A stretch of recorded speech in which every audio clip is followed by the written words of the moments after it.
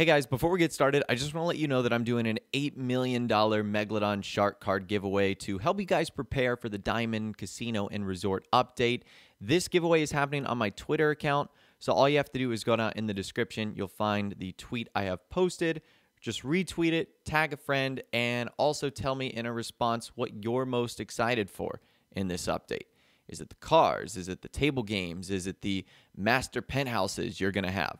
Just let me know over there. I'll be announcing the winner on Monday, the day before the update arrives, and one of you guys is going to be walking away $8 million richer, ready for all the new content that's going to be arriving on Tuesday. Hey, how's it going, guys? Mr. Boss for the win here, and in today's GTA 5 video, we're going to be talking about the business aspect of the Diamond Casino and Resort and how players are going to go about making money. That seems to be the most confusing part because Rockstar sort of hinted at a business, but they also talked about co-op missions and then how are the table games going to work.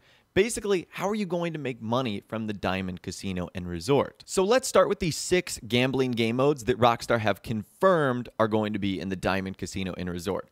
Let's start with the Lucky Wheel. Now, I believe the Lucky Wheel is going to be free to play, and Rockstar said that we're going to be able to spin it once per day. Now, I'm not sure if they mean once per in-game GTA day, which is every 48 minutes in real life, or if it's once every 24 hours. I would imagine it would be once every GTA day, but who knows? Rockstar might get kind of finicky with it and allow you to only do it once per day.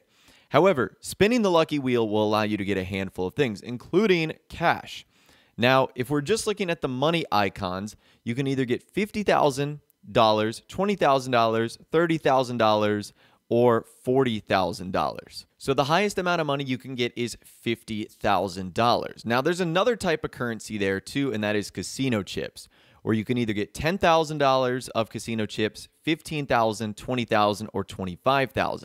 Now at this point in time, we don't know what the ratio of casino chips to GTA money is.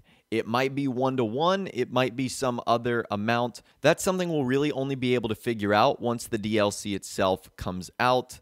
And then there's a couple of other things you can get as well. There's a mystery star. I'm not sure what that mystery star is. Maybe it's a random amount of money. Maybe it's a random item on the board. And then there's the vehicle, which you can get for free. You can't really get any money from earning that vehicle, but those are the ways by spinning the Lucky Wheel in which you'll be able to get some extra cash. Anyways, let's move on and talk about the next 3 table modes, and that is 3-card poker, blackjack, and roulette. These are all going to involve the casino chips, and we've seen these games in action, but we don't know what the payout is going to be. The only thing we know is the amount that the casino chips are. You have red chips, which are $100, blue chips, which are $500, yellow chips, which are $1,000, and green chips, which are $5,000. So again, I'm not sure if those chips right there are a 1-to-1 equal to GTA money. They have dollar signs on them, so I'm assuming that's what they are. But at the end of the day, it is still hard to tell, and we never saw any of the payouts from the screenshots or the trailer. But those 3 modes will allow us to earn chips, which we will be able to cash out, just like in real life. In the trailer and in some of the screenshots that Rockstar have shown off so far, you can actually see that there is a cashier.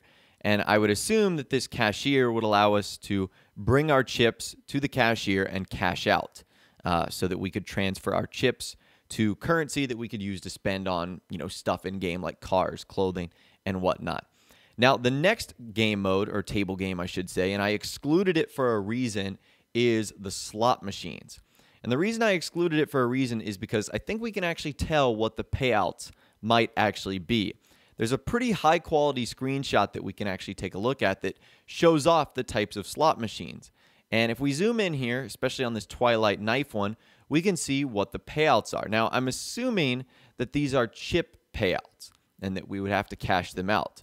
So you can see that if you get 1 knife, it's 200. 2 knives, it's 500, and if you get 3 knives, that looks like it is $50,000 right there. Now, the rest of these symbols are a little bit hard to see, so forgive me for not knowing exactly what they are, but on the far left, if you match all 3 of those, you get $2,500. In the middle, you get $5,000, and on the right, you get $7,500.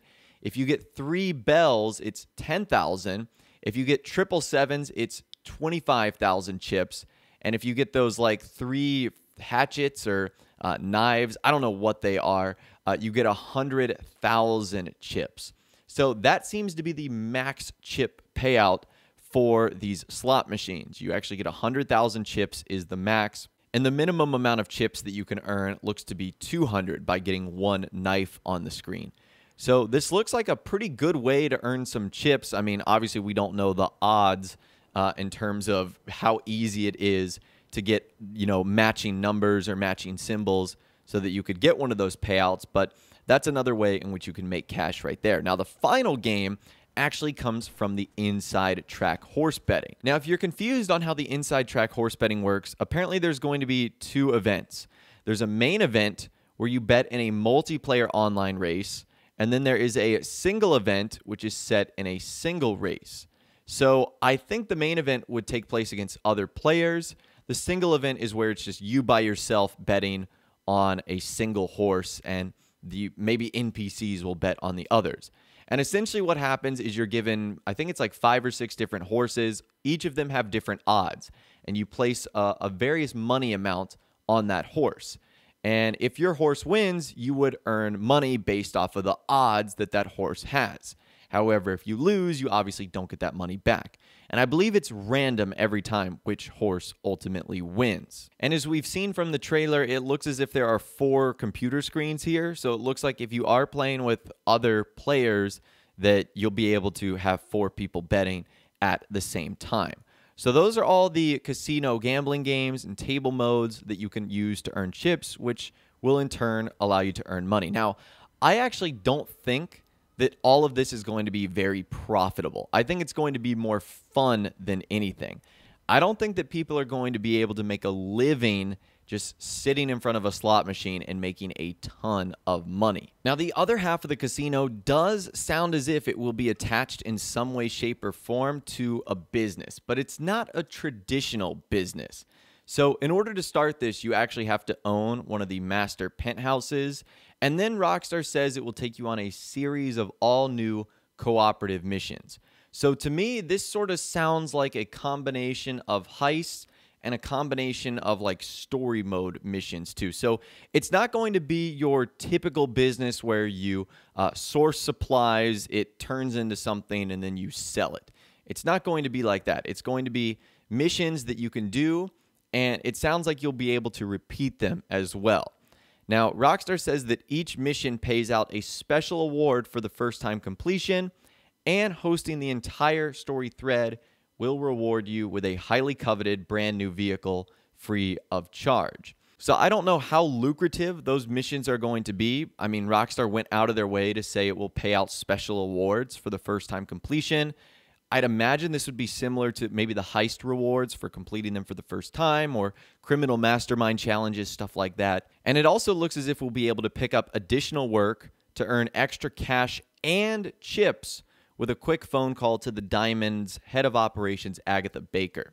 So I guess that's another part of the mission too, is that you'll be thrown on sort of side quests where you can earn cash and chips. And I wonder how much that's going to be. If it's like a super small amount, I don't think those will be worth it at all.